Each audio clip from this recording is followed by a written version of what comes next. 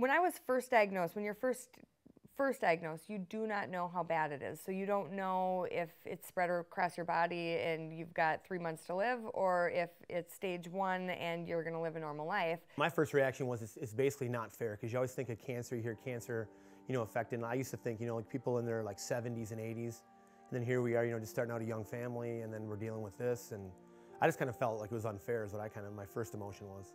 One time, she had to go to surgery and stuff.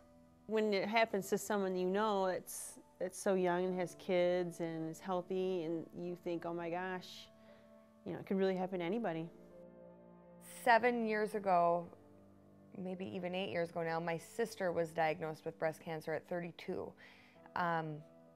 Prior to that, my dad was diagnosed with breast cancer, so we knew that it ran in our family. And actually, I got a elective double mastectomy done 7 years ago, so it reduced my odds from like 90% of getting breast cancer down to like less than 3%. I was with her prior to that week, and she had actually said something about the spot, and she just kind of blew it off at first. She's like, well, I'm getting it tested, no big deal. Then I got a biopsy done, and the biopsy showed that it was cancer. I just couldn't believe what I read, and I texted Jenny immediately, and I'm like, oh my gosh, Molly's got cancer? We just had this awful feeling all weekend long.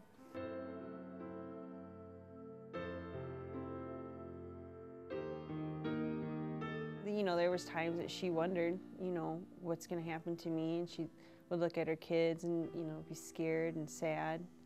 And once you get past the emotional phase, then you start to plan out, how are we going to handle this? What are we going to do to deal with it?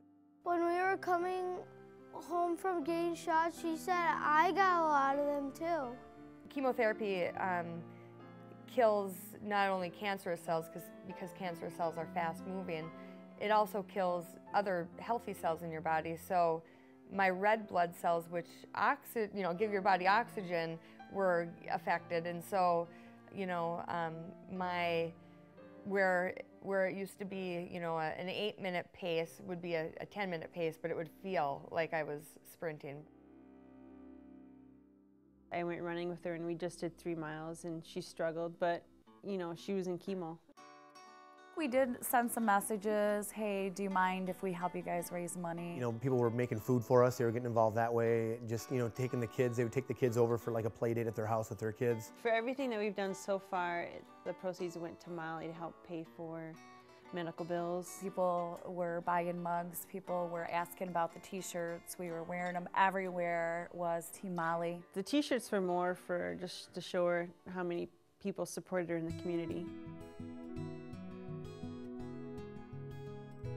I never, thought of, oh, I'm not going to get through this. I always felt like I was going to get through it. What really got her through this was her attitude.